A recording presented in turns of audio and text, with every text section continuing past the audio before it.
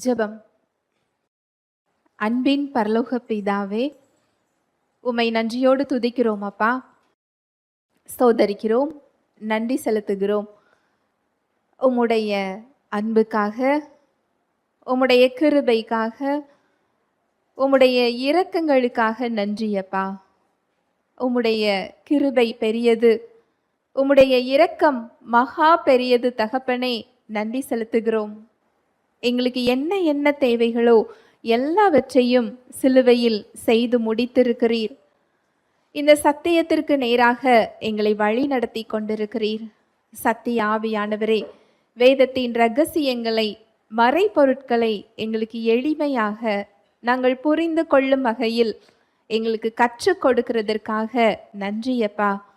தடைகளை, மனக்கடினத்தை இயேசுவின் நாமத்தினாலே அப்புறப்படுத்துகிறேன்.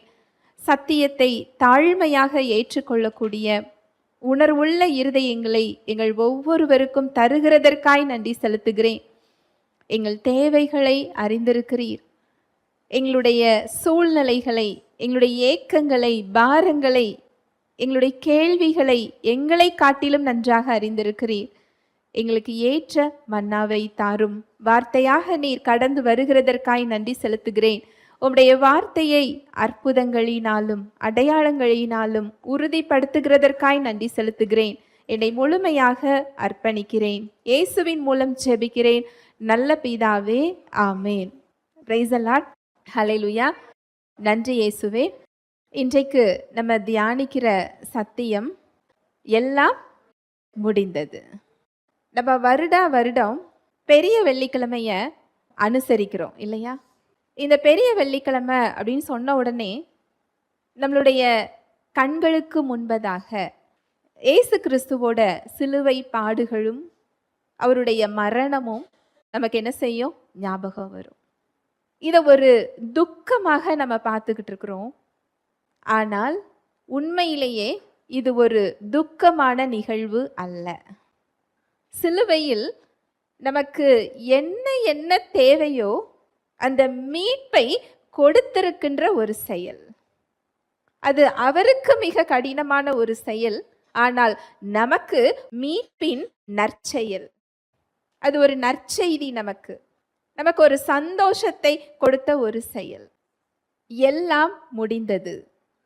இந்த வார்த்தையை ஆண்டவராகிய இயேசு கிறிஸ்து எப்போ சொன்னார் தெரியுமா? யோவான் 19:30.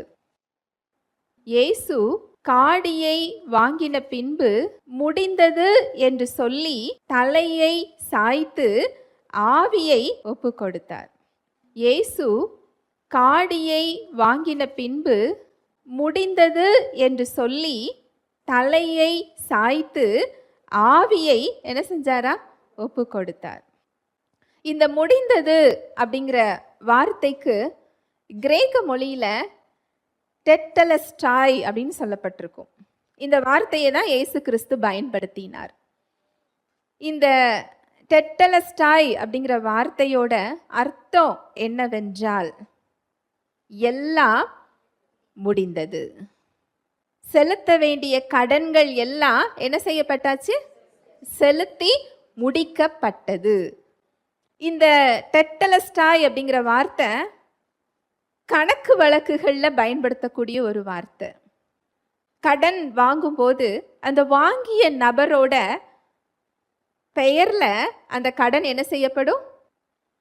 எழுதி வைக்கப்படும் இல்லையா? இந்த நபர் இவ்வளவு கடனை என்ன செய்யணும்? செலுத்த வேண்டும். இதே போல நம் ஒவ்வொருவருடைய பெயரிலும் அங்கு கடன் இருந்தது. நாம வாங்கின கடனுக்காக இல்லை, ஆதாம் செய்த செயல்கள் மூலம் அந்த கடன் நம்முடைய பெயர்ல என்ன செய்யப்பட்டிருந்தது? ஏற்றி வைக்கப்பட்டிருந்தது. இந்த கடனை செலுத்துவதற்கோ நம்மிடம் என்ன இல்லை? நிர்வாகம் இல்லை. அதற்கான பலமும் இல்லை, அதற்கான தகுதியும் இல்லை, அதற்கான வழியும் இல்லை. இந்த கடனை செலுத்துவதற்கு நமக்கு வழி இல்லை என்பதினால் அந்த கடனை செலுத்துவதற்காக இயேசு கிறிஸ்து மனிதனாக இறங்கி வந்தார். அவர் கடனை வசூலிக்கிறதுக்கு என்ன செய்யல? வரல. இந்த கடனை எல்லாம் நீ செலுத்தி தீர்க்க வேண்டும் என்று அவர் கையில் பிரம்போடு என்ன செய்யல, வரல. எவ்வளவு கடன் இருக்குன்னு சொல்லி நோட்டு புத்தகத்தோடு அவர் என்ன செய்யல, வரல. ஏனென்றால் அவர் வசூலிக்க என்ன செய்யல, வரவில்லை. நம் சார்பில் நம்முடைய கடனை அடைப்பதற்காக அவர் வந்தார். ஹல்லேலூயா, பிரைஸ் தி லார்ட். அந்த கடன் வாங்கும் பொழுது நம்முடைய பெயர்ல அங்க என்ன செய்யப்பட்டிருக்கும், அந்த கடன் ஏற்றி வைக்கப்பட்டிருக்கும் இல்லையா? அந்த கடனை நம்ம அடைக்கும் பொழுது எல்லாம் கொடுத்து முடித்தாயிற்று, பெய்டு, செலுத்தி முடித்தாகி விட்டதுன்னு சொல்லி என்ன செஞ்சிருக்கோம், எழுதி கொடுத்துருவாங்க. அதுபோல இந்த டெட்டலஸ்டாய் அப்படிங்கிற வார்த்தை, எல்லாம் முடிந்தது அப்படிங்கிற வார்த்தை, எல்லா கடன்களும் அடைந்து தீர்ந்தது, எல்லா கடன்களும் செலுத்தி முடிக்கப்பட்டது. இந்த கணக்கு வழக்குகள்ல பயன்படுத்தக்கூடிய ஒரு வார்த்தை.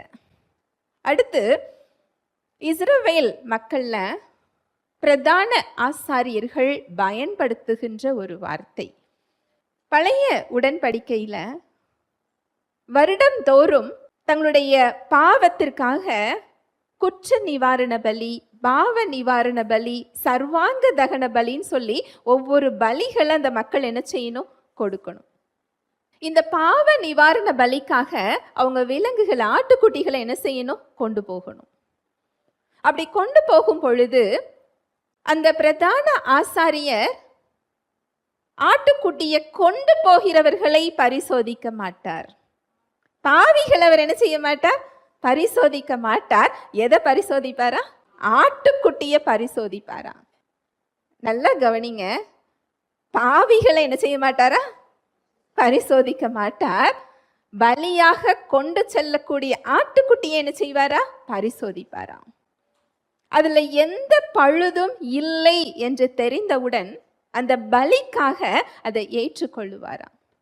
ஏற்றுக்கொண்டு அந்த பலியை செலுத்தி அது தேவனால் ஏற்றுக்கொள்ளப்பட்டது, உங்களுடைய பாவங்கள் மூடப்பட்டிருக்கிறது, அவர் அதை ஏற்றுக்கொண்டார் என்பதை சொல்லும் விதமாக இந்த டெட்டலஸ்டாய்ங்கிற வார்த்தையை அவர் என்ன செய்வாரா, பயன்படுத்துவார். அங்க பிரதான ஆசாரியர் அந்த பலி கொடுக்க வந்த மக்களிடம், உங்களது பலியை தேவன் என்ன செய்து கொண்டார், ஏற்றுக்கொண்டார் என்று சொல்லும் விதமாக இந்த முடிந்தது, டெட்டலஸ்டாய் அப்படிங்கிற வார்த்தை என்ன செய்யப்படும், பயன்படுத்தப்படும்.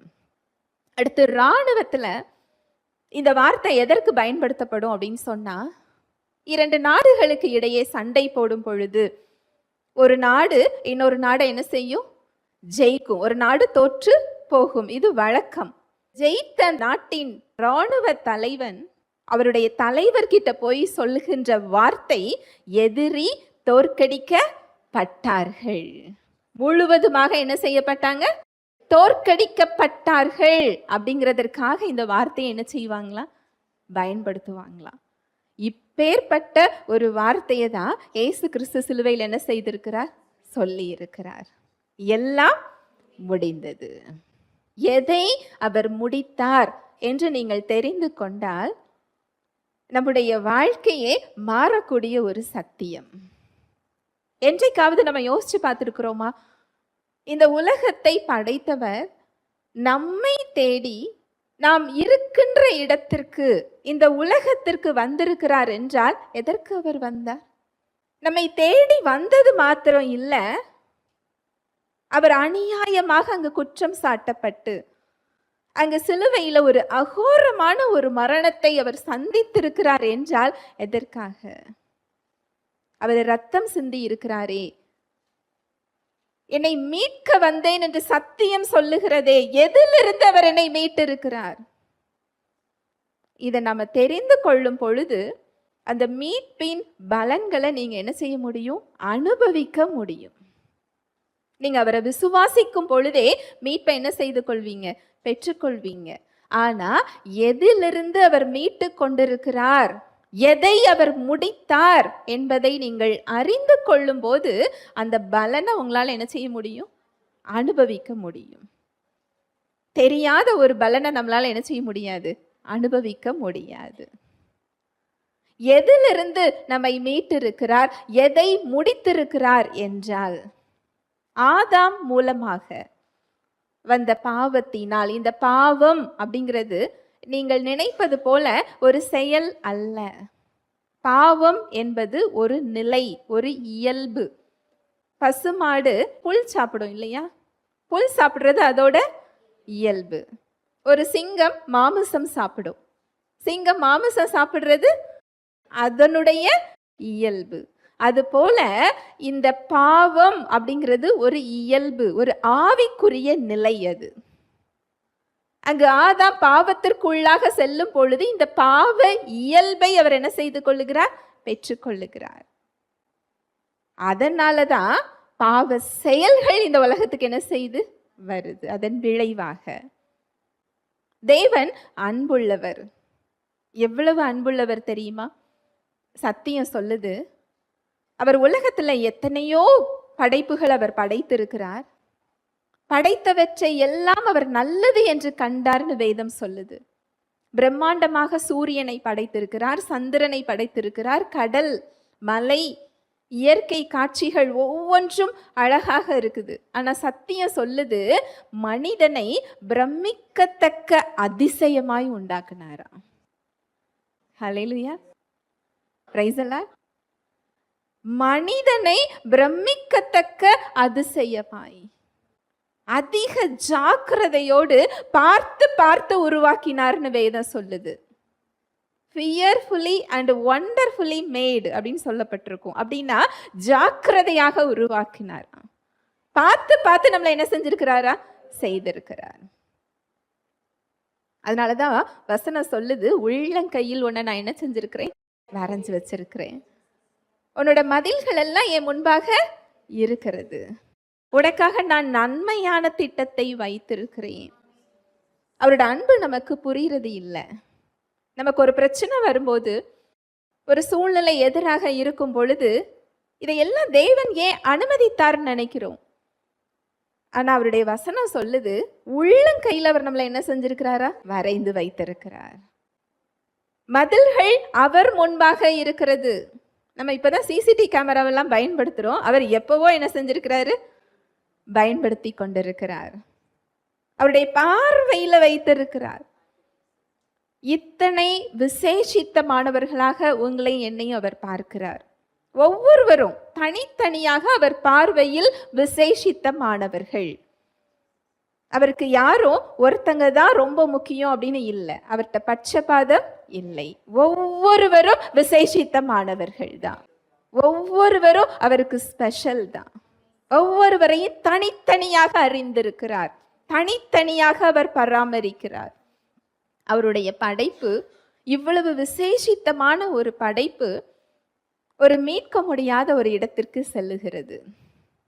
அங்கு சாத்தான் வஞ்சித்து தன்னுடைய அடிமைத்தனத்திற்கு கீழாக என்ன செய்கிறான்?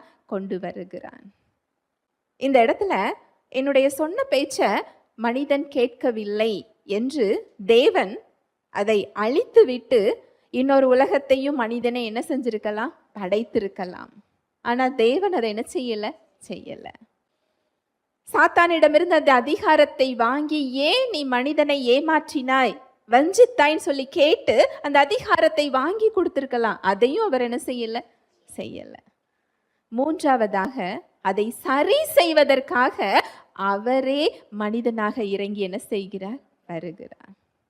அவர் மனிதனாக வந்த நோக்கம் அதுதான். லேவியராகமம் 17:11. மாம்சத்தின் உயிர் இரத்தத்தில் இருக்கிறது. நான் அதை உங்களுக்கு பலிபீடத்தின் மேல் உங்கள் ஆத்துமாக்களுக்காக பாவ நிவிர்த்தி செய்யும்படிக்கு கட்டளையிட்டேன். ஆத்துமாவிற்காக பாவ நிவிர்த்தி செய்கிறது இரத்தமே. மாம்சத்தின் உயிர் எதுல இருக்குதா? இரத்தத்தில் இருக்கிறது. நான் அதை உங்களுக்கு பலிபீடத்தின் மேல் உங்கள் ஆத்துமாக்களுக்காக பாவ நிவிர்த்தி செய்யும்படிக்கு கட்டளையிட்டேன். ஆத்துமாவிற்காக பாவ நிவிர்த்தி செய்கிறது எது செய்தா? ரத்தம் செய்கிறது. தேவன் எத்தனை அன்புள்ளவரோ அதுபோல அவர் நீதியுள்ளவர். அவருடைய இயல்பு நீதியின் இயல்பு. செய்த செயலுக்கு ஒரு தண்டனை உண்டு. பாவத்தின் சம்பளம் மரணம். இந்த தண்டனையை அவருடைய இயல்பு கேட்கும். அங்க ஆதாம் செஞ்ச செயலுக்கு ஒரு தண்டனை உண்டு. இந்த தண்டனைய அவர் நமக்கு கொடுக்க விரும்பாமல் அதை அவரே மனிதனாக வந்து என்ன செய்கிறார்? ஏற்றுக்கொள்ளுகிறார். அங்க ஒரு ரத்தம் சிந்தப்பட வேண்டும். ஆனா எல்லாருடைய ரத்தமும் பாவ இயல்பில் இருக்கிறது. விலங்குகளின் ரத்தம் அந்த பாவத்தை மூட முடிந்ததை தவிர அந்த பாவத்தை என்ன செய்ய முடியல? கழுவ முடியல. தேவன் மாம்சத்தில் இறங்கி வந்ததோட நோக்கம் இதுதான். ஒரு பரிசுத்த ரத்தம் தேவை. அது அவரிடம் மாத்திரமே இருந்தது. அதனாலதான் ஆவியான தேவன் மனிதனாக என்ன செஞ்சாரா? மாறினார். ஹல்லேலூயா, பிரைஸ் தி லார்ட். நீங்க கடைக்கு போறீங்க, ஒரு பொருள் ரொம்ப விலை உயர்ந்ததா இருக்குது. அந்த விலை உயர்ந்த பொருள் உங்களுக்கு எந்த அளவுக்கு முக்கியத்துவம் இருக்குதோ, எந்த அளவுக்கு விரும்புகிறீங்களோ, அந்த விலையை குறித்து நீங்க என்ன செய்ய மாட்டீங்க? யோசிக்க மாட்டோம். அது நமக்கு ரொம்ப தேவை, ரொம்ப முக்கியம், எனக்கு அது வேண்டும் என்ற முக்கியத்துவம் வாய்ந்ததாக இருந்ததுன்னா அதை வாங்குவதற்கு நம்ம எந்த விலையையும் கொடுக்க தயாராக இருப்போம். அதே போல அவருடைய பார்வையில் நீங்களும் நானும் விலையேற பெற்றவர்களா இருந்தோமா? அதனாலதான் தன்னுடைய ஜீவனையே, தன்னுடைய குமாரனுடைய ஜீவனையே கொடுப்பதற்கு அவர் தயாராக இருந்தார். ரொம்ப பிடித்த பொருளுக்கு தான் அதிக விலை செலுத்துவோம் இல்லையா? விலையை குறித்து நம்ம என்ன செய்ய மாட்டோம்? யோசிக்க மாட்டோம். அது எனக்கு ரொம்ப முக்கியமானது, எனக்கு அது வேண்டும் என்று தோன்றும் போது, என்ற விருப்பம் நமக்கு இருக்கும்போது விலை நமக்கு பெரியதாக தெரியாது. ஏன் அங்கு கிறிஸ்துவின் ஜீவன் பெரியதாக தெரியல அப்படின்னு சொன்னா, நம்முடைய ஜீவன் அவருக்கு பெரியதாக இருந்தது. அதுதான் அன்பு. அதனாலதான் யோவான் 3:16 சொல்லப்பட்டிருக்கு, தேவன் தம்முடைய ஒரே பேரான குமாரனை விசுவாசிக்கிறவன் எவனோ அவன் கெட்டு போகாமல் நித்திய ஜீவனை அடையும் படிக்கு அவரை தந்தருளி இவ்வளவாய் உலகத்தில் அன்பு கூர்ந்தார். அந்த சிலுவை எதை காண்பிக்கிறதுனா, தேவனுடைய அன்பை காண்பிக்கிறது. அவருடைய அன்பு இன்னது என்று அது அங்க என்ன செஞ்சிருக்கிறாரு? வெளிப்படுத்தி இருக்கிறார். என்னிடம் உள்ள எல்லாவற்றையும் நான் உனக்காக என்ன செஞ்சிட்டேன்? கொடுத்துட்டேன். எதற்காக என்றால், நீ என் பார்வையில் விலையேற பெற்றவள், விலையேற பெற்றவன். உன்னை மீட்பதற்காக என்னிடம் உள்ள எல்லாவற்றையும் நான் என்ன செஞ்சிட்டேன்? கொடுத்துட்டேன். என் கையில எதுவுமே இல்லை, என்னையே நான் என்ன செஞ்சிட்டேன்? கொடுத்து விட்டேன்.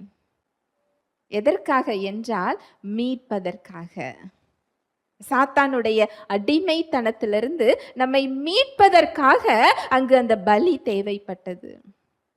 இயேசு கிறிஸ்துவின் ரத்தம் தேவைப்பட்டது. அதனாலதான் பேதுருல சொல்லப்பட்டிருக்கும், அவர் பொன்னோ வெள்ளியினாலேயோ நம்மளை என்ன செய்யலையா? மீட்கலையா, அவருடைய ரத்தத்தினால் அவர் மீட்டெடுத்திருக்கிறாராம். அதனாலதான் வசனம் சொல்லுது, நீங்கள் கிரயத்திற்கு விலை கொடுத்து நீங்க என்ன செய்யப்பட்டிருக்கிறீங்க? வாங்கப்பட்டிருக்கிறீங்க. நீங்கள் உங்களுடையவர்கள் அல்ல, தேவனுக்கு சொந்தமானவர்கள். அவருடைய சொந்த ப்ராப்பர்ட்டி நீங்க. அவருக்கான பொருள் நாம. நம்மை காட்டிலும் யாருக்கு உரிமை அதிகம் இருக்குது? தேவனுக்கு இருக்கு. ஹல்லேலூயா, பிரைஸ் தி லார்ட். இங்க இயேசு கிறிஸ்து முடிந்தது என்று சொன்னாரே, எதை முடித்தார்? தேவன் அவருக்கு என்ன செய்ய சொல்லி திட்டம் வைத்திருந்தாரோ அந்த திட்டத்தை அவர் செய்து முடித்தார். அதுல முதலாவதாக அவர் ஆபிரகாமின் உடன்படிக்கையை நிறைவேற்றினார். ஆபிரகாமோடு அங்கு தேவன் உடன்படிக்கை செய்கிறார். எல்லா மனுக்குலமும் சாத்தானுடைய இயல்பை பெற்று எதிரியின் இயல்பை பெற்றிருந்ததுன்னு வேதம் சொல்லுது. மனதிலே தேவனுக்கு எப்படி இருந்தோமா? சத்துருவா இருந்தோமா? செயல்கள்ல இல்ல, எதுல? மனதிலே, சிந்தனையிலே தேவனுக்கு எப்படி இருந்தோமா? சத்துருவா இருந்தோமா? ஆவியில மரித்த நிலைமை. மரித்த நிலைமை அப்படிங்கிறது இல்லாமல் போகிறது இல்ல, தேவன் அற்ற வாழ்வு. தேவன் இல்லாத வாழ்வை வேதம் என்ன சொல்லுது? மரித்த நிலைமை. அவர் எவ்வளவு நாளும் படிச்சிருக்கலாம், எவ்வளோ பெரிய வேலைனாலும் பார்க்கலாம், எவ்வளோ செல்வம்னாலும் வைத்திருக்கலாம். தேவன் இல்லை என்றால் அந்த வாழ்வு எப்படிப்பட்டதா? மரித்த வாழ்வு. அவர் பார்வையில் அது மரித்த வாழ்வு தான். அவருடைய வாக்கு தத்தங்களுக்கு அந்நியராக இருக்கின்ற நிலைமை, அவர் பக்கத்துல போக முடியாத ஒரு நிலைமை, இந்த உலகத்தில் நம்பிக்கையற்ற ஒரு நிலைமை, தேவன் இல்லாத ஒரு நிலைமை. இதுதான் மரித்த நிலைமை. தேவனிடமிருந்து பிரிவு, அதுதான் மரணம் என்று வேதம் சொல்லுகிறது. ஒட்டுமொத்த மனுக்குலமும் இந்த இடத்துல தான் இருந்தது. தேவன் அங்கு மீட்பை கொடுப்பதற்கு அதற்கான திட்டத்தை அவர் ஆரம்பிக்கிறார். ஆபிரகாமை ஒரு பெரிய கூட்டத்திலிருந்து பிரித்தெடுக்கிறார். அவரோடு உடன்படிக்கை செய்கிறார். உடன்படிக்கை செய்து அவருக்கு வாக்கு தத்தங்களை கொடுக்கிறார். உன்னை ஆசீர்வதித்து உன்னை பெரிய ஜாதியாக்குவேன், உன்னிலிருந்து ராஜாக்களும் ஜாதிகளும் என்ன செய்வாங்க? தோன்றுவார்கள். ஆதியாகமம் 17:7. உனக்கும் உனக்கு பின்வரும் உன் சந்ததிக்கும் நான் தேவனாய் இருக்கும்படி எனக்கும் உனக்கும் உனக்கு பின் தலைமுறை தலைமுறையாக வரும் உன் சந்ததிக்கும் நடுவே என் உடன்படிக்கையை நித்திய உடன்படிக்கையாக ஸ்தாபிப்பேன். சுவிசேஷத்தை ஆபிரகாமுக்கு அறிவிக்கிறார். இந்த வசனத்துல என்ன சொல்லப்பட்டிருக்கு தெரியுமா? சுவிசேஷம். நீங்க கேட்கலாம், இதுல என்ன சுவிசேஷம் இருக்கு அப்படின்னு கேட்கலாம். கலாத்தியர்ல பவுல் சொல்லுகிறார், இதுல சந்ததிகள் என்று சொல்லாமல் சந்ததி என்று அது என்ன செய்யப்பட்டிருக்கு? சொல்லப்பட்டிருக்கு. சந்ததிகள்னா என்ன அர்த்தம்? நிறைய பேரை குறிக்கும். சந்ததி என்றால் என்ன அர்த்தம்? ஒன்றே ஒன்றை குறிக்கும். ஆபிரகாம் எத்தனையோ தலைமுறைக்கு முன்பாக வாழ்ந்தவர். அவருக்கு சந்ததிகள் இருக்குமா? சந்ததி இருக்குமா? சந்ததிகள் தான் என்ன செய்யும்? இருக்கும். ஆனா இந்த வசனம் சந்ததிகள் என்று சொல்லாமல் எதை சொல்லுது? சந்ததி என்று சொல்லுகிறது. அத பவுல் என்ன சொல்றார் தெரியுமா? கலாத்தியர் 3:8. மேலும் தேவன் விசுவாசத்தினாலே புறஜாதிகளை நீதிமான்கள் ஆக்குகிறார் என்று வேதம் முன்னாக கண்டு உனக்குள் சகல ஜாதிகளும் ஆசீர்வதிக்கப்படும் என்று ஆபிரகாமுக்கு சுவிசேஷமாய் முன்னறிவித்தது. தேவன் ஆபிரகாமோடு செய்த ஒரு உடன்படிக்கை நியாய பிரமாணத்தின் அடிப்படையிலான உடன்படிக்கை அல்ல, கிருபையின் உடன்படிக்கை. ஒரு மனிதனை அழைத்து அவரோடு உலகத்தை படைத்தவர் ஒரு உடன்படிக்கை செய்து, உன்னை நான் சகல ஜாதிகளுக்கும் நான் தகப்பனா என்ன செய்வேன்? மாற்றுவேன், உன்னிலிருந்து ஜாதிகள் தோன்றுவார்கள் சொல்லி அங்கு உடன்படிக்கை செய்து ஆசீர்வதிக்கிறார். அதற்கு ஆபிரகாம் என்ன செஞ்சாரு? ஒன்றுமே செய்யல. இது எந்த அடிப்படையிலான உடன்படிக்கை? ஆபிரகாம் செயலின் அடிப்படையில் இல்ல, தேவனுடைய அன்பின் அடிப்படையில், அவருடைய கிருபையின் அடிப்படையில் இந்த உடன்படிக்கையை அவர் என்ன செய்கிறார்? செய்கிறார். அதனாலதான் வசனம் சொல்லுது, ஆபிரகாம் கர்த்தரை விசுவாசித்தாரா, அதை அவருக்கு என்ன செஞ்சாரா? நீதியாக எண்ணினார். விசுவாசத்தின் மூலம் ஆபிரகாமை தேவன் என்ன செய்து கொள்ளுகிறார்?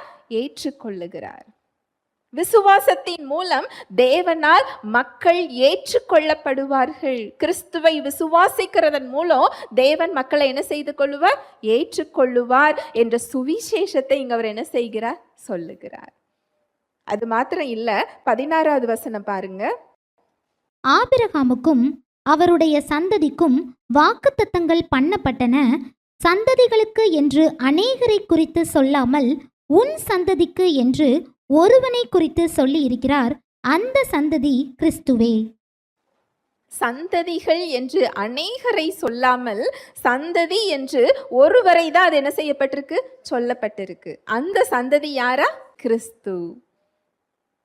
இங்க ஆதியாகமம் 17வது அதிகாரம் 7வது வசனத்தை மறுபடி வாசிக்கலாம். உனக்கும் உனக்கு பின்வரும் உன் சந்ததிக்கும் நான் தேவனாய் இருக்கும்படி எனக்கும் உனக்கும் உனக்கு பின் தலைமுறை தலைமுறையாக வரும் உன் சந்ததிக்கும் நடுவே என் உடன்படிக்கையை நித்திய உடன்படிக்கையாக ஸ்தாபிப்பேன்.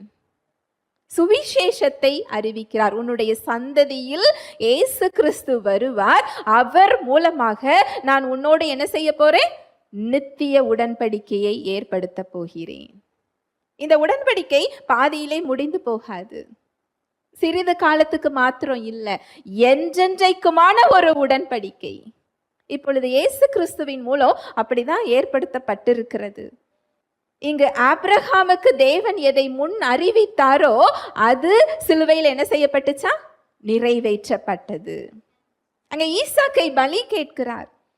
ஈசாக்கை அவர் அழைத்து கொண்டு செல்லுகிறார். ஆபிரகாம் மோரியா மலை மேல அழைத்து செல்லுகிறார். அந்த மோரியா மலை எங்க இருந்ததோ அதே இடத்துல தான் கொல்கதா மலையும் இருந்துதான். ஈசாக்கை எங்க பலியிடுறதுக்கு அழைத்து சென்றாரோ அதே இடத்துலதான் இயேசு கிறிஸ்துவும் சிலுவையில் அறையப்பட்டிருக்கிறார். அங்கு ஈசாக்கு தன்னுடைய பலி ஆகிறதற்காக தேவையான விறகுகளை அவர் என்ன செய்யறாரு? சுமந்து கொண்டு செல்கிறார். இங்க இயேசு கிறிஸ்து தான் பலியாக போகிற சிலுவையை தன் தோள் மீது அவர் என்ன செய்கிறார்? சுமந்து கொண்டு செல்லுகிறார். ஒரே ஒரு வித்தியாசம்தான். ஆபிரகாம் ஈசாக்க பலி கொடுக்கல, தேவன் அதை நிறுத்தி விட்டார். பிள்ளையாண்டவன் மேல என்ன செய்யாத? கை போடாதே, உனக்கான பலியை நான் என்ன செஞ்சிருக்கிறேன்? ஏற்படுத்தி இருக்கிறேன். அதுதான் சிலுவையில இயேசு கிறிஸ்துவின் நிழலாக சொல்லப்பட்டிருக்கிறது. நம்மால நமக்காக என்ன செய்ய முடியாது? பலியாக முடியாது, மீட்பை கொடுக்க முடியாது. நம்மால் மீட்பு பெறுகிறதற்கான பலியை தேவனுக்கு என்ன செய்ய முடியாது? கொடுக்க முடியாது. தேவன் தான் அதை கொடுக்க முடியும். அந்த நற்செய்தி இங்க அறிவிக்கப்பட்டிருக்கிறது. அங்க ஆபிரகாம் தன்னுடைய மகன் பலியாகிறத தேவன் நிறுத்திவிட்டார். ஆனால் சிலுவையில் தேவனுடைய குமாரன் பலியாவதை தேவன் நிறுத்தவில்லை. எவ்வளவு பெரிய அன்பு இல்லையா? எதனால அப்படின்னு சொன்னா, நீங்களும் நானும் மீட்கப்பட போகிறோம். ஹல்லேலூயா, பிரைஸ் தி லார்ட். இங்கு தேவன் ஆபிரகாமிடம் சொன்ன அந்த வார்த்தையை, அந்த உடன்படிக்கையை இயேசு கிறிஸ்து நிறைவேற்றுகிறார். முதல் காரியம். இரண்டாவது காரியம், நியாய பிரமாணத்தை நிறைவேற்றுகிறார். மத்தேயு 5:17. நியாய பிரமாணத்தை ஆனாலும் தீர்க்க தரிசனங்களை ஆனாலும் அழிக்கிறதற்கு வந்தேன் என்று எண்ணிக்கொள்ளாதேயுங்கள், அழிக்கிறதற்கு அல்ல நிறைவேற்றுகிறதற்கே வந்தேன். நியாய பிரமாணம் கொடுக்கப்பட்டதோட நோக்கம் நம்மை மாற்றுவதற்காக இல்லை. ஏனென்றால் நியாய பிரமாணத்தினால் நம்ம என்ன செய்ய முடியாது? மாற்ற முடியாது. அது ஒரு சட்டம். உங்களுக்கு ஒரு சின்ன உதாரணம் சொல்றேன். நீங்க ரோட்ல போறீங்க, சிக்னல் இருக்கும். அந்த சிக்னல் இருந்ததுன்னா நம்ம என்ன செய்யணும்? அதுல நிற்கணும். இது ஒரு சட்டம். அதுல சிவப்பு கலர் விளக்கு எரிந்தால் என்ன செய்யணும்? நிற்கணும். இந்த சட்டம் நம்மளை நிற்க வைக்க முடியுமா? இல்ல நமக்குள்ள நிற்க வேண்டும் என்ற கீழ்ப்படிதல் இருந்தால் நிற்போமா? நான் சொல்றது புரியுதா? இந்த சட்டம் நம்மளை நிற்க வைக்க முடியாது. நமக்குள்ள அந்த உணர்வு வேண்டும், அந்த எண்ணம் வேண்டும். அது இல்லாமல் நம்மளால அங்க என்ன செய்ய முடியாது? நிற்க முடியாது. இப்போ ஹெல்மெட் போடணும்னு ஒரு சட்டம் இருக்கு. எல்லாரும் போடுறோமா? ஹெல்மெட் யாருக்காக போடுறோம்? சட்டம் ஏற்றினவங்களுக்காகவா? யாருக்காக போடுறோம்? நமக்காக போடுறோம். நமக்காக தான் போடுறோம். எல்லாரும் அதுக்கு கீழ்ப்படுகிறோமா? இல்லை. அப்போ சட்டம் ஒருவரை அந்த செயலை செய்ய வைக்கிறதா? சட்டத்துக்கு அந்த இயல்பு இருக்குதா? இல்லை. அது சட்டம். அதை மீறினால் தவறு, தண்டனை. அதுதான் நியாய பிரமாணமும். நியாய பிரமாணம் கொடுப்பதற்கு முன்பதாகவே நம்ம ஆவியில பாவ இயல்பை என்ன செஞ்சுக்கிட்டோம்? பெற்றுக்கிட்டோம். நம்முடைய இயல்பே பாவம் செய்கின்ற ஒரு இயல்பு. நீ களவு செய்யாதே என்று சட்டம் சொல்லுகிறது. ஆனால் என்னுடைய இயல்போ களவு செய்யக்கூடிய இயல்பு. நான் சொல்றது புரியுதா? பொய் சொல்லாதே என்று நியாய பிரமாணம் சொல்லுகிறது. ஆனால் என்னுடைய இயல்போ பொய் சொல்லக்கூடிய இயல்பு. நீ பிறரை இச்சியாதே, பிறனுக்குள்ள யாதொன்றையும் நீ இச்சியாதே, நியாயப்பிரமாணம் சொல்லுகிறது. ஆனால் என்னுடைய இயல்போ இச்சிக்கின்ற இயல்பு. மனிதனோட நிலைமை இதுதான். அப்போ சட்டத்தை பார்த்த உடனே மனிதனுக்கு அங்கு பயம் வரும். இதெல்லாம் செய்யவில்லை என்றால் பாவம், சாபம், அதுக்கு ஒரு தண்டனை, எனக்கு தகுதி இல்லை, தேவனால் நான் ஏற்றுக்கொள்ளப்பட மாட்டேன். இந்த எண்ணமே ஒருத்தங்களை என்ன செஞ்சிடும்? குற்றவாளி கூண்டுல நிறுத்திவிடும். எல்லா மனிதர்களோட நிலைமையும் இதுதான். இந்த நியாயப்பிரமாணம் எதற்கு கொடுக்கப்பட்டது என்றால், இதிலிருந்து எனக்கு மீட்பதற்கு ஒரு மீட்பர் தேவை. நான் பாவியாக இருக்கிறேன், எனக்கு ஒரு இரட்சகர் தேவை என்று இயேசு கிறிஸ்துவை நோக்கி பார்ப்பதற்காக அது கொடுக்கப்பட்டது. ஹல்லேலூயா, பிரைஸ் தி லார்ட். அதை நம்மால் நிறைவேற்ற முடியாது. அதற்கு நம் சார்பில் அதை நிறைவேற்றுவதற்காக இயேசு கிறிஸ்து வந்தார். அதுதான் இந்த வசனம் சொல்லுகிறது. மத்தேயு 5:17. நியாய பிரமாணத்தை ஆனாலும் தீர்க்க தரிசனங்களை ஆனாலும் அழிக்கிறதற்கு வந்தேன் என்று எண்ணிக்கொள்ளாதேயுங்கள், அழிக்கிறதற்கு அல்ல நிறைவேற்றுகிறதற்கே வந்தேன். நியாய பிரமாணத்தை நம் சார்பில் அவர் என்ன செஞ்சிட்டாரா? நிறைவேற்றி விட்டார். ஏனென்றால் அதை அவர் மாத்திரம்தான் என்ன செய்ய முடியும்? நிறைவேற்ற முடியும். நம் சார்பில் அதை நிறைவேற்றி இப்பொழுது அந்த நியாய பிரமாணத்தை கற்பலகைகள்ல எழுதி அவர் தரவில்லை.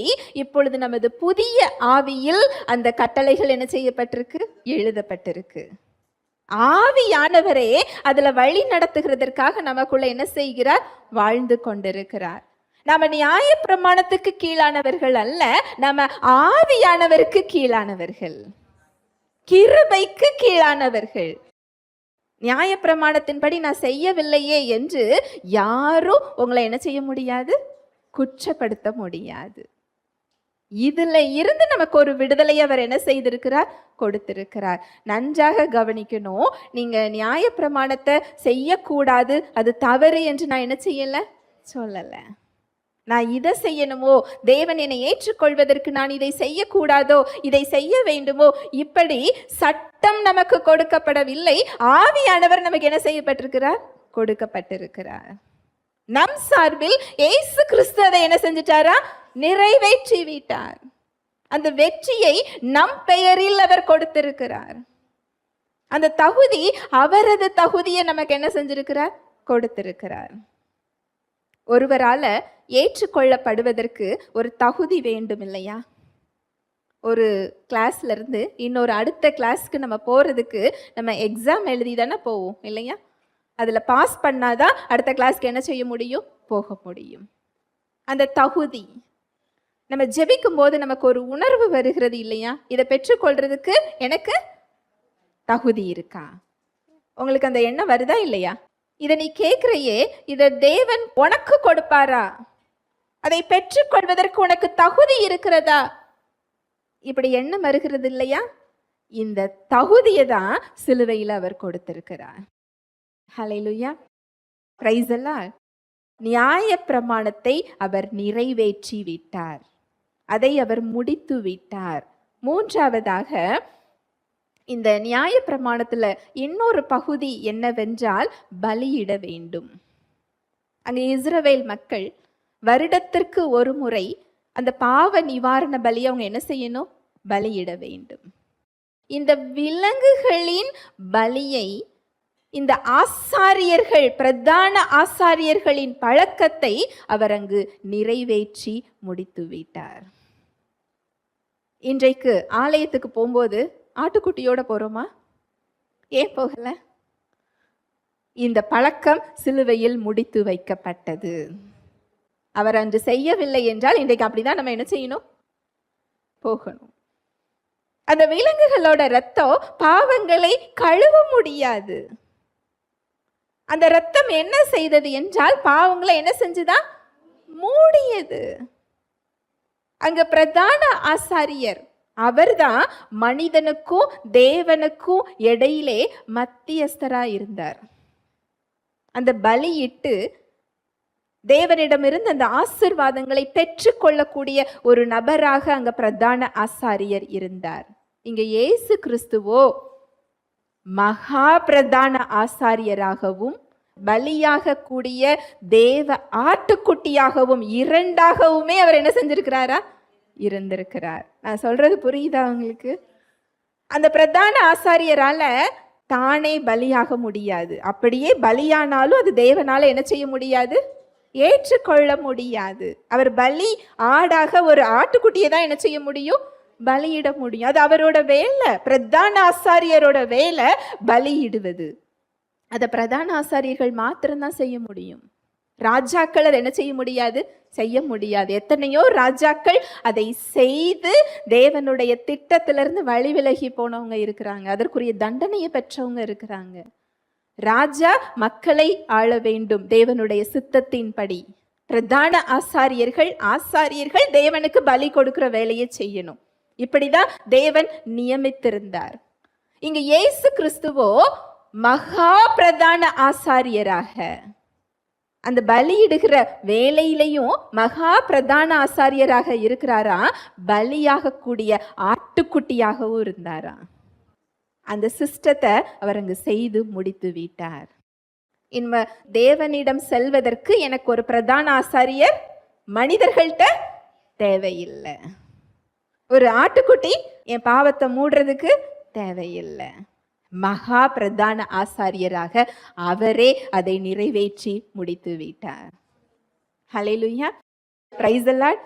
அடுத்து அவர் எதை முடித்தார் என்றால் நம்முடைய பாவத்திற்கான விலையை கொடுத்து முடித்தார். பாவத்திற்கு ஒரு விலை கிரயம் உண்டு. இந்த விலை கிரயத்தை நீங்களும் நானும் என்ன செய்ய முடியாது? கொடுக்க முடியாது. உங்களுக்கு இன்னும் புரியும்படி நான் சொல்லுவதென்றால், ஒரு குழந்தைய கடத்திட்டு போறாங்கன்னு எத்தனையோ செய்திகள்ல பார்க்குறோம் இல்லையா? இவ்வளவு பணம் நீங்க என்ன செய்யணும்? கொடுக்கணும். எவ்வளவு பணமா இருந்தாலும் அதை கொடுத்து அதை மீட்கணும்னு அந்த பெற்றோர் என்ன செய்யறாங்க? நினைக்கிறாங்க. இங்கே நம்ம கடத்தப்படல, தெரிந்தே ஆதாம் சாத்தானுக்கு அடிமையாக என்ன செய்கிறார்? மாறுகிறார். அடிமைத்தனத்தில் ஒட்டுமொத்த மனுக்குலமும் அவனுடைய அடிமைத்தனத்தில் இருக்கிறது. அதை மீட்பதற்கு ஒரு பரிசுத்த இரத்தம் தேவை. காசு, பணம், பொருள் கொடுத்து அந்த மீட்பை என்ன செய்ய முடியாது? வாங்க முடியாது. அதை மீட்பதற்காக அந்த பாவத்திற்கு ஒரு தண்டனை உண்டு. நம்ம எல்லோருமே தேவனிடத்தில் கடன் பட்டிருந்தோம். தேவன் கொடுக்கக்கூடிய தண்டனையை ஏற்றுக்கொள்ளக்கூடிய இடத்துல என்ன செஞ்சிருந்தோம்? நின்று கொண்டிருந்தோம். பாவத்தின் சம்பளம் மரணம்தான். இதற்கான விலையை தன்னுடைய இரத்தத்தை மீட்கும் பொருளாக தம்மையே இயேசு கிறிஸ்து என்ன செஞ்சாரா? கொடுத்து தீர்த்தார். எல்லாரும் மீட்கும் பொருளா பணத்தையோ செல்வத்தையோ இல்லை என்றால் வேறு ஒரு பொருளையோ கொடுத்து என்ன செய்வாங்க? மீட்பாங்க. இங்கு மீட்கும் பொருளாக தம்மையே அவர் என்ன செஞ்சாரா? கொடுத்தாரா. நான் சொல்றது புரியுதா? அந்த பாவத்திற்கு ஒரு தண்டனை உண்டு.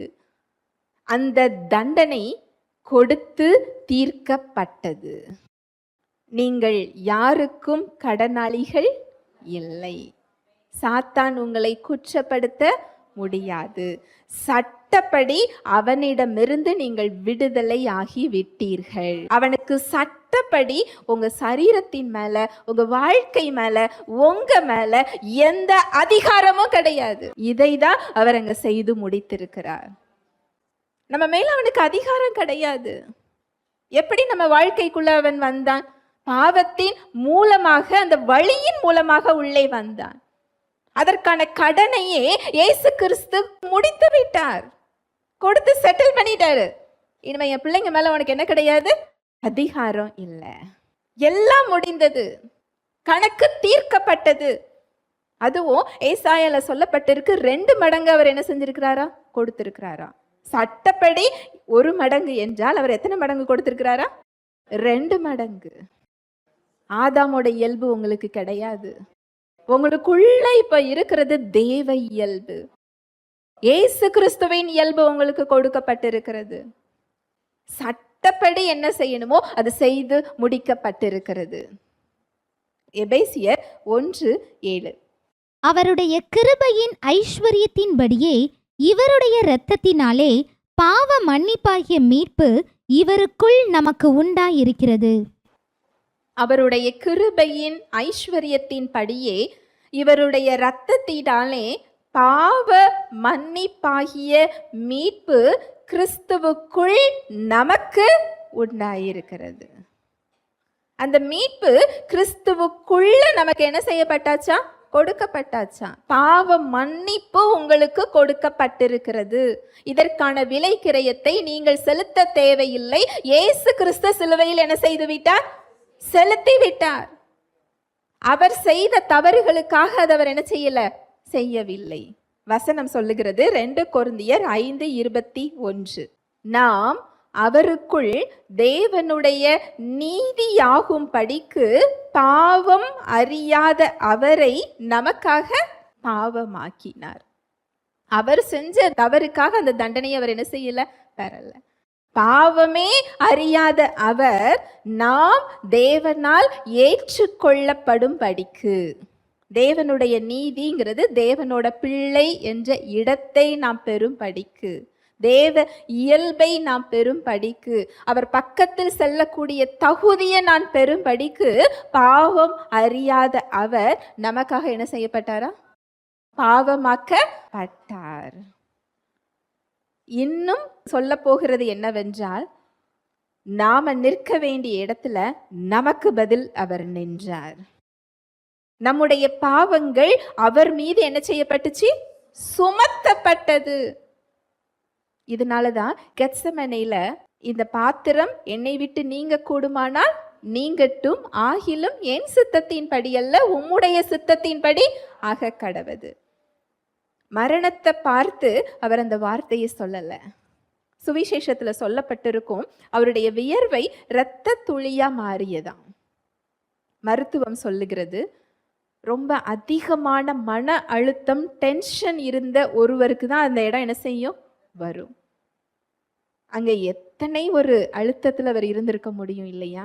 மரணத்தை பார்த்து பயந்து அவர் அந்த வார்த்தையை சொல்லல. எல்லா குழந்தைகளும் வாழுகிறதற்காக இந்த உலகத்துக்கு வரும். ஏசு கிறிஸ்து மரிப்பதற்காகவே பிறந்து வந்தார். அவரோட டாஸ்க் அதுதான். அவரோட திட்டமே நமக்காக பலியாக வேண்டும் என்பதுதான். அவரால முடியாத ஒரு காரியம் என்னவென்றால், பாவம் அறியாத பரிசுத்தர், ஒருவரும் சேரக்கூடாத ஒளியில் வாசம் செய்கின்றவர். அந்த பரிசுத்தத்துல பாவம் நிற்க முடியாது. பாவத்துல தேவனால என்ன செய்ய முடியாது? நிற்க முடியாது. அப்பேற்பட்ட இயல்பை உடையவர் ஆதாமிலிருந்து இந்த உலகம் முடிகிற வரைக்கும், பிறக்க போகிற குழந்தை வரைக்கும் உள்ள பாவத்தை அவர் மீது சுமத்தப்பட்டுதான். நீங்க அதை கற்பனை பண்ணி பாருங்களேன். நம்மால செய்ய முடியாத ஒரு காரியத்தை செய்ய முடியுமா? ஒரு நாற்றம் பிடித்த ஒரு இடத்துல நிற்க சொன்னா எவ்வளவு நேரம் நிற்போம்? நம்மளால நிற்க முடியுமா? நமக்கு பிடிக்குமா? எவ்வளவு நேரம் அதை சகிக்க முடியும்? இதைதான் இந்த பாத்திரம் என்னை விட்டு நீங்க கூடுமானால் நீங்கட்டும். அவரால் அதை செய்யறதுக்கு என்ன செய்ய முடியல. அதுதான் சிலுவையில சொல்றாரு, என் தேவனே என் தேவனே ஏன் என்னை கைவிட்டி. ஏன் தெரியுமா அவர் பாவமாக்கப்பட்டார்? நீங்க நீதியை பெறும்படிக்கு. ஏன் தெரியுமா அவர் தேவனால் புறக்கணிக்கப்பட்டார்? நீங்கள் தேவனால் ஏற்றுக்கொள்ளப்படும் படிக்கு. ஏன் தெரியுமா அவர் பலவீனமாக்கப்பட்டார்? நீங்க பலத்தை பெற்றுக்கொள்ளும் படிக்கு. அவர் பாவத்தை மாத்திரம் சுமக்கல, நோயை சுமந்தார் என்று வேதம் சொல்லுகிறது. ஏன் நோயை சுமந்தார் தெரியுமா? நீங்க சுகத்தை பெறும் படிக்கு. சிலுவையை பார்க்கறதற்கு ஒரு பெரிய தோல்வியை போல தெரியும். ஏன் அந்த தோல்விக்குள்ள போனார் தெரியுமா? நீங்கள் வெற்றியை பெறும் படிக்கு. ஏன் சாத்தானுடைய கைக்குள்ள அங்க போனார் தெரியுமா? நீங்க அவனிடமிருந்து விடுவிக்கப்படும் படிக்கு. இன்னும் சொல்லிக்கொண்டே போகலாம். நமக்கு பதிலாக, உங்களுக்கு பதிலாக ஒரு சப்ஸ்டியூட். கிரிக்கெட் விளையாடுறத பார்த்துருக்கிறீங்களா? பேட்ஸ்மேனுக்கு காலில் அடிபட்டது என்றா அவர் ஓட மாட்டாரு. அவருக்கு பதில் பக்கத்துல இன்னொருத்தர் என்ன செஞ்சிருப்பாரு? விட்டிருப்பாங்க. இவர் பேட்டை வச்சு பாலை அடிக்க மாத்திரம்தான் செய்வார். ஓடுறது யார் ஓடுவாங்க? சப்ஸ்டியூட். அவர் ஓடுற ரன் யாரோட அக்கௌண்ட்ல சேரும்? பேட்ஸ்மேன். பாலை அடிக்கிறவங்க அக்கௌண்ட்ல என்ன செய்யும்? சேரும். அதுபோல நம்மால் மீட்க முடியாத இடத்துல இருந்தோம் நமக்கு பதிலாக சப்ஸ்டியூட்டாக இயேசு கிறிஸ்து இறங்கி வந்தார். அங்கு அவர் மீது பாவம் சுமத்தப்பட்டுதான் அதற்கு மரண தண்டனையை ஏற்றுக்கொண்டாரா? அக்கிரமக்காரர்ல ஒருவராக எண்ணப்பட்டாரா? அவமானப்படுத்தப்பட்டாரா? கண்டனம் செய்யப்பட்டாரா? ஏன் தெரியுமா? நீங்க அவமானப்படக்கூடாது என்பதற்காக, நீங்க அந்த ஆக்கினைக்குள்ள செல்லக்கூடாது என்பதற்காக, நீங்க சமாதானத்தை பெற்றுக்கொள்ள வேண்டும் என்பதற்காக அவர் ஆக்கினைக்குள்ளாக சென்றாரா? அதனாலதான் இன்றைக்கு இந்த மீட்புல நாம நின்று கொண்டிருக்கிறோம். இது நம்ம கொண்டாட வேண்டிய ஒரு விஷயம், ஒரு நற்செய்தி. நம்ம மீட்கப்பட்டிருக்கிறோம் அப்படிங்கிறது ஒரு பெரிய நற்செய்தி. எதிலிருந்து மீட்கப்பட்டிருக்கிறோம் அப்படிங்கிற சத்தியம் தெரிந்தது என்றால் அந்த விடுதலையை உங்களால அனுபவிக்க முடியும். பாவத்திலிருந்து நீங்க விடுதலையாக்கப்பட்டிருக்கிறீங்க. பாவம் உங்களை ஆளுகை செய்ய முடியாது. நீங்க நினைக்கிறீங்களா, கோபப்படக்கூடாதுன்னு நினைக்கிறேன், கோபப்படுகிறேனே? இல்ல, கோபம் உங்களை என்ன செய்ய முடியாது? ஆளுகை செய்ய முடியாது. ஒருவரை மன்னிக்க வேண்டும் என்று நினைக்கிறேன், என்னால மன்னிக்க முடியலையே. இல்ல, கசப்பு உங்களை என்ன செய்ய முடியாது? ஆளுகை செய்ய முடியாது. இந்த போதை பழக்கத்தை நான் விடணும்னு நினைக்கிறேன், என்னால முடியலையே. அந்த பழக்கம் உங்களை அடிமைப்படுத்த முடியாது. இதிலிருந்து தான் நமக்கு விடுதலை கொடுக்கப்பட்டிருக்கிறது, பாவத்திலிருந்து விடுதலை. இது ஒரு மிகப்பெரிய ஒரு விடுதலை. பாவ மன்னிப்பாகிய மீட்பு நமக்கு கொடுக்கப்பட்டிருக்கிறது. நம்ம அக்கவுண்ட்ல என்ன கடன் செலுத்த வேண்டி இருந்ததோ அந்த கடன் தொகை உங்கள் பெயரில், என் பெயரில் அங்கு செலுத்தப்பட்டு முடிக்கப்பட்டது. பெய்டு, செலுத்தி ஆகிவிட்டது. என்ன பொருள் கொடுத்து செலுத்தப்பட்டிருக்கிறது? இயேசு கிறிஸ்துவின் ரத்தம். முழுமையாக தீர்க்கப்பட்டது, முழுமையாக அடைக்கப்பட்டது. இதுதான் அவர் முடிந்தது என்று சொல்லுகிறார். தேவன் உங்களை பாவியா பார்க்கல, நீதிமானாக பார்க்கிறார். இதைதான் அந்த ரத்தம் செய்து முடித்திருக்கிறது. அவர் உங்களை பாவியா பார்க்கல. அடுத்து எதை முடித்தார் என்றால், உங்கள் மீதும் என் மீதும் சாத்தானுக்கு இருந்த அதிகாரத்தை அவர் முடித்தார். அவனுக்கு நம்ம மேல என்ன கிடையாது? அதிகாரம் கிடையாது. கொலோசையர் 2:15. துரைத்தனங்களையும் அதிகாரங்களையும் உரிந்து கொண்டு வெளியரங்கமான கோலமாக்கி அவைகளின் மேல் சிலுவையிலே வெற்றி சிறந்தார். துரைத்தனங்களையும் அதிகாரங்களையும் உரிந்து கொண்டு வெளியரங்கமான கோலமாக்கி அவைகளின் மேல் சிலுவையில் வெற்றி சிறந்தாரா? மனிதர்களுக்கு மேல அவனுக்கு என்ன அதிகாரம் இருந்ததோ அந்த அதிகாரத்தை அவர் என்ன செஞ்சுக்கிட்டாரா? உரிந்து கொண்டார். அவன் அதிகாரம் இழந்து நின்று கொண்டிருக்கிறான். நம்ம மேல உள்ள அதிகாரத்தை அவன் என்ன செஞ்சிட்டான்? இழந்து விட்டான். இதைதான் அவர் அங்க செய்து முடித்திருக்கிறார். அந்த அதிகாரத்தை அவர் எப்படி உரிந்து கொண்டார் என்றால் எபிரெயர் 2:14-15. ஆதலால் பிள்ளைகள் மாம்சத்தையும் இரத்தத்தையும் உடையவர்களாயிருக்க அவரும் அவர்களைப் போல மாம்சத்தையும் இரத்தத்தையும் உடையவரானார். மரணத்துக்கு அதிகாரியாகிய பிசாசானவனை தமது மரணத்தினாலே அழிக்கும்படிக்கும் ஜீவ காலமெல்லாம் மரண பயத்தினாலே அடிமைத்தனத்திற்குள்ளானவர்கள் யாவரையும் விடுதலை பண்ணும்படிக்கும் அப்படியானார். ஆதலால் பிள்ளைகள் மாம்சத்தையும் இரத்தத்தையும் உடையவர்களாயிருக்க அவரும் அவர்களைப் போல மாம்சத்தையும் இரத்தத்தையும் உடையவரானார். எதற்காக மனுஷனா வந்தாரா? அவரோட பிள்ளைகள் மாம்சத்தையும் இரத்தத்தையும் உடையவர்களாய் இருக்கிறதுனால ஆவியான தேவன் மாம்சமாக இறங்கி வந்தாரா? எவ்வளவு பெரிய அன்பு இல்லையா? பிள்ளைகளை போல அவர் மாறி இருக்கிறார். நம்மை தேடி வந்திருக்கிறார். ஒரு பெரிய ஒரு விஐபி உங்களை தேடி வந்தா எவ்வளவு ஒரு நன்றியுணர்ச்சியோட இருப்பீங்க இல்லையா? என்ன தேடி வந்தாரே, நான் இருக்கிற இடத்துக்கு என்ன தேடி வந்தாரே, எவ்வளவு ஒரு நன்றி வருது. உலகத்தை படைத்தவர் அவருடைய பிள்ளைகள் மாம்சத்தையும் இரத்தத்தையும் உடையவர்களாய் இருக்க, அவரும் நம்மை போல மாம்சத்தையும் இரத்தத்தையும் உடையவராக மாறினாரா. நீங்க அதுல சொல்லலாம், மனிதர்களை தேடி வந்தார்னு சொல்லாதீங்க, உங்க பேரை போட்டு சொல்லுங்க. என்னை தேடி வந்தார், எனக்கு பதிலாக வந்தார், என் பாவத்தை சுமந்து கொண்டார், எனக்காக அடிக்கப்பட்டார், எனக்காக நொறுக்கப்பட்டார், எனக்கு சமாதானத்தை உண்டு பண்ணும் ஆக்கினை அவர் மீது சுமத்தப்பட்டது. அதனால் நான் மீட்கப்பட்டிருக்கிறேன், அதனால் நான் விடுதலையாக்கப்பட்டிருக்கிறேன். இததான் அங்க சிலுவையில செய்து முடித்திருக்கிறார். ஹல்லேலூயா, பிரைஸ் தி லார்ட். ஆதலால் பிள்ளைகள் மாம்சத்தையும் இரத்தத்தையும் உடையவர்களாயிருக்க, அவரும் அவர்களைப் போல மாம்சத்தையும் இரத்தத்தையும் உடையவரானார். மரணத்துக்கு அதிகாரியாகிய பிசாசானவனை தமது மரணத்தினாலே அழிக்கும் படிக்கும். மரணத்துக்கு அதிகாரி யாருன்னு போடப்பட்டிருக்கு? நம்ம யாரை நினைச்சுக்கிட்டு இருக்கிறோம்? நம்ம தேவனை நினைக்கிறோம் இல்லையா? எனக்கு இந்த இடத்துல ஜீவனை கொடுங்கன்னு யார்கிட்ட கேட்டுக்கிட்டு இருக்கிறோம்? ஜீவனை எடுக்க யார் வந்து நின்றுகிட்டு இருக்கிறா? எவ்வளோ பெரிய சத்தியம் பாருங்களேன். இதை புரிந்து கொண்டு எத்தனை பேர் விடுதலை வாங்கியிருக்கிறாங்க தெரியுமா? மரண படுக்கையில் இருக்கிற எத்தனையோ பேர் இந்த சத்தியத்தை சொல்லும் பொழுது, அப்போ மரணத்துக்கு அதிகாரி தேவன் இல்லையா, பிசாசு தானா, அவனுக்கு நம்ம மேல அதிகாரம் இல்லையா, தெரிந்து கொண்டு அவங்க மரண படுக்கையிலிருந்து எழுந்திருக்கிறத நாங்க பார்க்கிறோம். ஏனென்றால் மரணத்துக்கு அதிகாரியாகிய பிசாசானவனை அவர் எப்படி அழித்திருக்கிறார் என்றால் தமது மரணத்தின் மூலம். அங்கு பாவத்திற்கு என்ன தண்டனையோ அந்த தண்டனையை அவர் செலுத்தி முடித்தவுடன் சாத்தானுக்கு மனிதர்கள் மேல என்ன கிடையாது? அதிகாரம் கிடையாது. சட்டப்படி நம்மள அவன் தொட முடியாது. சட்டப்படி என்ன செய்ய வேண்டுமோ அங்கு லீகலாக செய்து முடிக்கப்பட்டிருக்கிறது.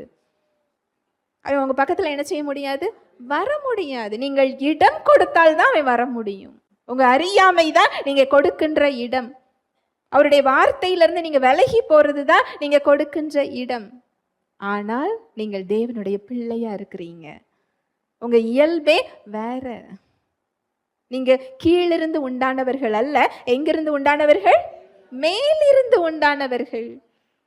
நீங்க தோற்று போக பிறப்பிக்கப்பட்டவர்கள் அல்ல, ஜெயிக்க பிறப்பிக்கப்பட்டவர்கள். நீங்கள் வெற்றிக்காக போராடுகிறவர்கள் அல்ல, வெற்றியிலிருந்து போராடுகிறவர்கள்.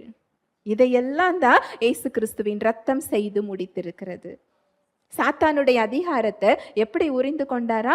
தமது மரணத்தினாலே அழித்தாராம்.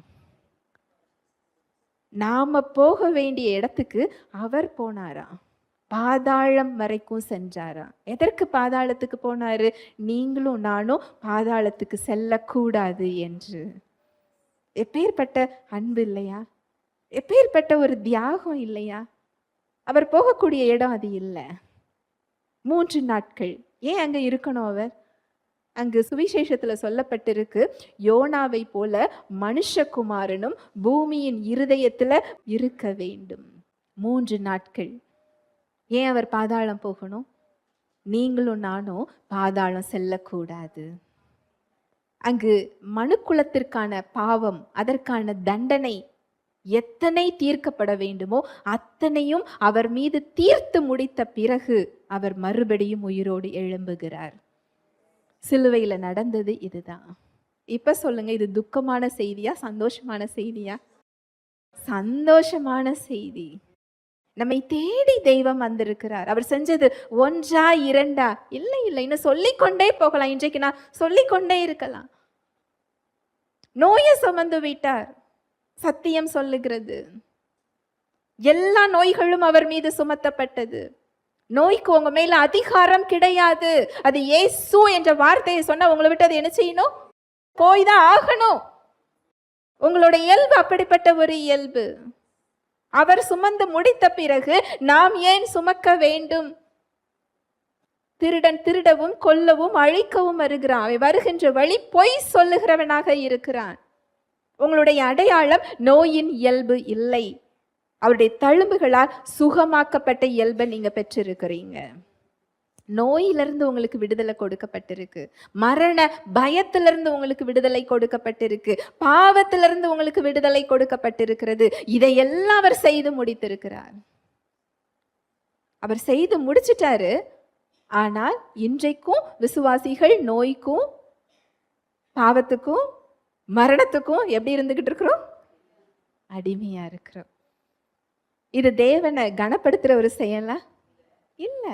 இத்தனை பாடுகளையும் அவரு மேஜிக் மாதிரி செஞ்சு கொடுத்தாரா?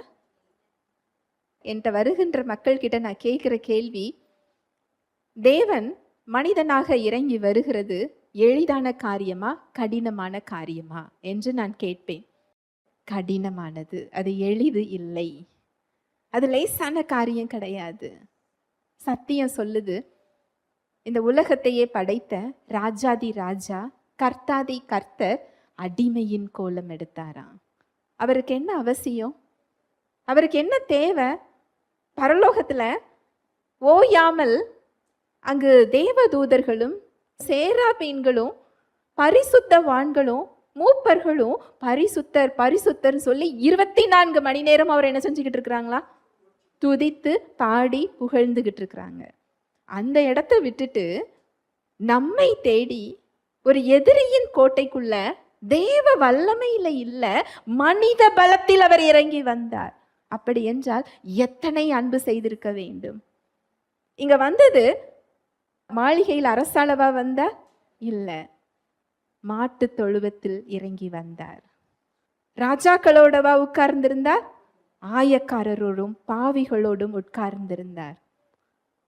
எல்லாருடைய பாவங்களும் அவர் மீது சுமத்தப்பட்டதாம். சங்கீதம் 22வது அதிகாரத்தை எடுத்து வாசிச்சு பாருங்க. அவருடைய இருதயம் மெழுகு போல குடல்களுக்கு நடுவே உருகி போயிற்றான். அங்கு காளைகள் எருதுகள் எல்லாம் என்னை உற்று பார்க்கிறதுன்னு சொல்றாரு. அது பிரதான ஆசாரியர்களையும் ரோம அரசாங்க அதிகாரிகளையும் அவர் சொல்கிறார். அவர் அவமானப்படுத்தினாங்களாம்.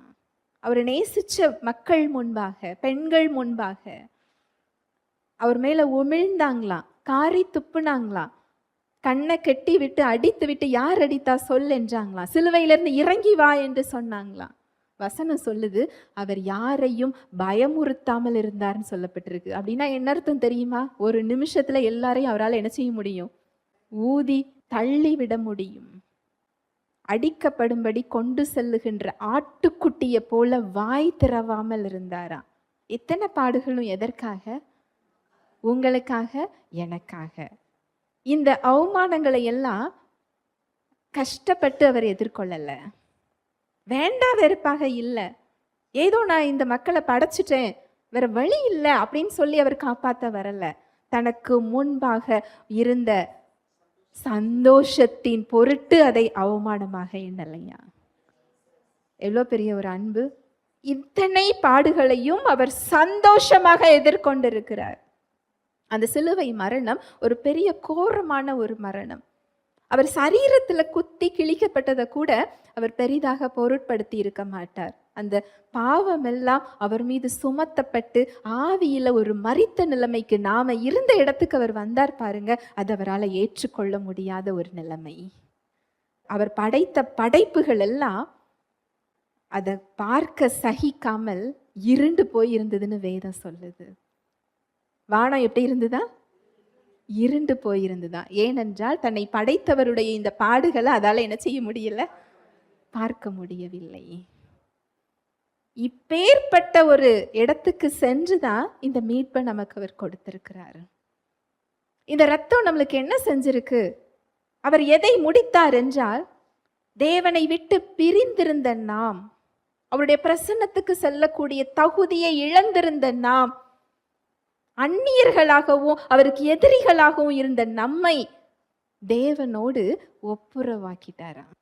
ஹல்லேலூயா, பிரைஸ் தி லார்ட். 2 கொரிந்தியர் 5:19. அதென்னவெனில், தேவன் உலகத்தாருடைய பாவங்களை எண்ணாமல் கிறிஸ்துவுக்குள் அவர்களை தமக்கு ஒப்புரவாக்கி ஒப்புரவாக்குதலின் உபதேசத்தை எங்களிடத்தில் ஒப்புவித்தார். இந்த செயலை செய்து முடித்து விட்டார். தேவன் உங்களை கோபமா பார்க்கல, உங்களை பாவியா பார்க்கல, உங்களை அன்பாக பார்த்து கொண்டிருக்கிறார். அவரிடமிருந்து நீங்க பிரிந்து இல்ல, தன்னோடு அவர் சேர்த்து கொண்டார். இதை தான் அங்க சிலுவையில செய்து முடித்திருக்கிறார். தம்மோடு அவர் சேர்த்து கொண்டார். உங்க அக்கௌண்ட்ல எந்த கடனும் இல்லை, எந்த வட்டியும் இல்லை. வட்டியும் முதலுமாக அசலோடு அவர் என்ன செய்து விட்டார்? செலுத்தி தீர்த்து விட்டார். தேவனோடு நீங்க ஒப்புரவாக்கப்பட்டிருக்கிறீங்க. இந்த செயலை நான் செஞ்சு முடிச்சிட்டேன்னு சொல்றாரு.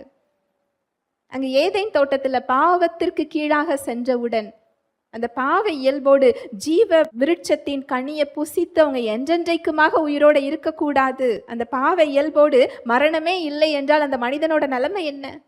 பாவ இயல்போடு மரணமே இல்லாமல் இருந்தா ஒரு மனிதன் எப்படி இருக்க முடியும்? எவ்வளவு சித்திரவதை இல்லையா? அந்த இடத்துக்கு செல்லக்கூடாது என்று சுடரொளி பட்டயத்தை ஏதேன் தோட்டத்து வாசல்ல காவலுக்கு வைத்தாராம். தேவனுடைய பிரசன்னத்துக்கு செல்லக்கூடிய வழி அங்கு அடைக்கப்பட்டது. எந்த வழி அங்கு அடைக்கப்பட்டதோ அந்த வழி சிலுவையில் திறக்கப்பட்டிருக்கிறது. இயேசு கிறிஸ்துவின் மாம்சமாகிய திரை கிழிக்கப்பட்டதன் மூலம் புதிதும் ஜீவனுமான மார்க்கத்தை அது உண்டு பண்ணி இருக்கிறது. இந்த செயலை அவர் செய்து முடித்து விட்டார். எபிரேயர் 4:16 அதுதான் சொல்லுது. நீ ஏற்ற சமயத்துல கிருபையை அடையவும் இரக்கத்தை பெறவும் சகாயம் செய்யும் கிருபையை அடையவும் உதவியை பெற்றுக்கொள்ளக்கூடிய கிருபையை அடையவும் நீ தைரியமா என்கிட்ட என்ன செய்? வா. தைரியமா அந்த அழைப்பை தேவன் கொடுக்கிறார். நீ என்கிட்ட தைரியமா வரலாம்.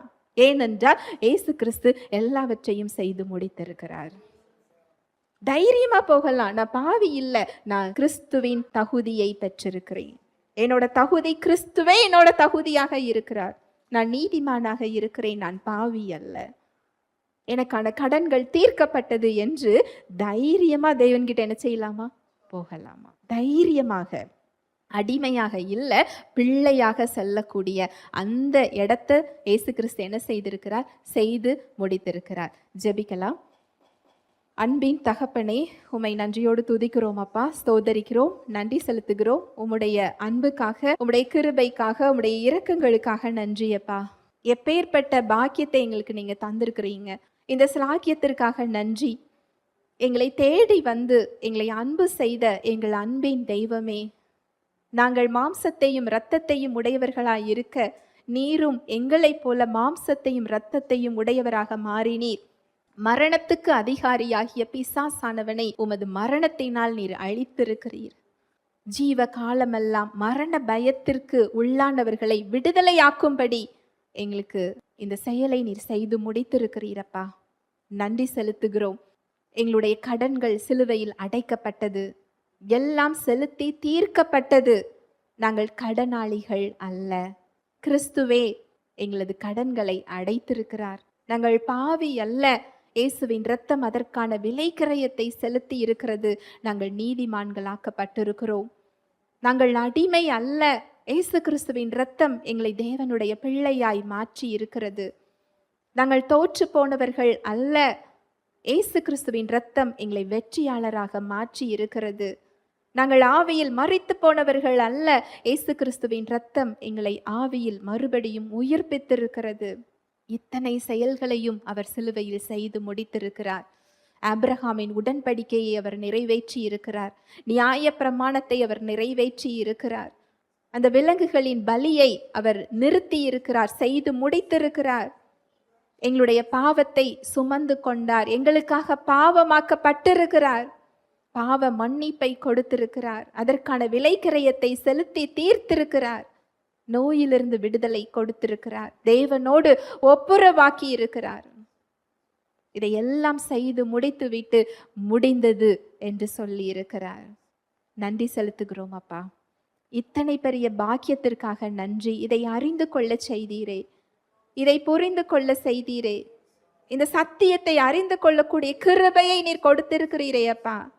இந்த உணர்வுள்ள இருதயத்திற்காய் நன்றி செலுத்துகிறோம். இதை அறியாத ஜனங்களுக்கு இந்த சத்தியத்தை நீங்க வெளிப்படுத்துகிறதற்காய் நன்றி அப்பா. எதிலிருந்து நீர் மீட்டிருக்கிறீர், எதை செய்து முடித்திருக்கிறீர். இந்த சுவிசேஷம் உலகம் எங்கும் பரவுவதற்காய் நன்றி அப்பா. வந்திருக்கிற ஒவ்வொருவரையும், இதை கேட்டுக்கொண்டிருக்கிற ஒவ்வொரு சகோதர சகோதரிகளையும் உடைய கரத்தில் தருகிறேன்.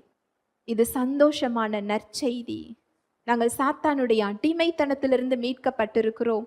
சாத்தானுக்கு எங்கள் மீது அதிகாரம் இல்லை. உங்கள் வாழ்வின் மீது, உங்கள் சரீரத்தின் மீது அவனுக்கு அதிகாரம் இல்லை. அவன் முறியடிக்கப்பட்டவன், அவன் தோற்கடிக்கப்பட்டவன். இந்த சத்தியத்திற்காக நன்றி அப்பா. அங்க வாழ்க்கையில உள்ள ஒவ்வொரு பாவ கட்டுகளையும் இயேசுவின் நாமத்தினால நான் அப்புறப்படுத்துகிறேன். சிலுவையில் நீர் கொடுத்த விடுதலையை இயேசுவின் நாமத்தினால அவங்க வாழ்க்கையில கட்டவிழ்கிறேன். தேவ அன்பு, தெய்வ வாழ்வு, தெய்வ சமாதானம், தெய்வ சுகம் அவங்க சிந்தனைகள், இருதயத்தை கிறிஸ்து இயேசுவுக்குள்ளாய் காத்து கொள்கிறதற்காய் நன்றி செலுத்துகிறேன். வாழ்நாளெல்லாம் நன்மையும் கிருபையும் அவர்களை பின்தொடரட்டும். இந்த சத்தியம் அவர்களை விடுதலையாக்கட்டும். இயேசுவின் நாமத்தினாலே ஜெபிக்கிறேன் நல்ல பிதாவே, ஆமென்.